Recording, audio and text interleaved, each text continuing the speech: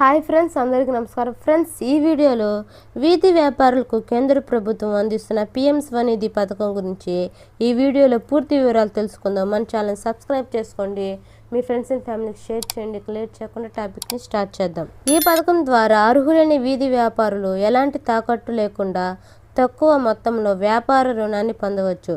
మొదటి దశలో 10,000 వరకు రుణం లభిస్తుంది.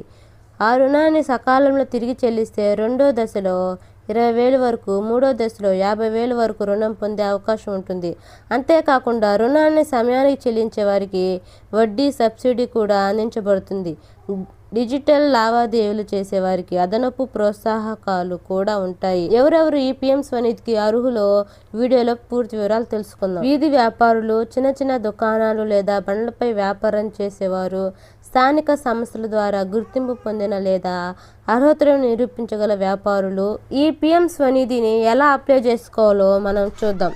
Aadhaar card, mobile number, bank ఖాతా వివరాలు, అవసరమైతే స్థానిక సంస్థ జారీ చేసిన గుర్తింపు లేదా సిఫారసు పత్రం. మీరు ఈ పథకానికి అర్హులా కాదా, ఎలా దరఖాస్తు చేయాలి, ఏ పత్రాలు అవసరమో తెలుసుకొని మాత్రమే అప్లై చేసుకోవాలి. ఓకే ఫ్రెండ్స్, లైక్ చేయండి, సబ్స్క్రైబ్ చేసుకోండి. Thank you.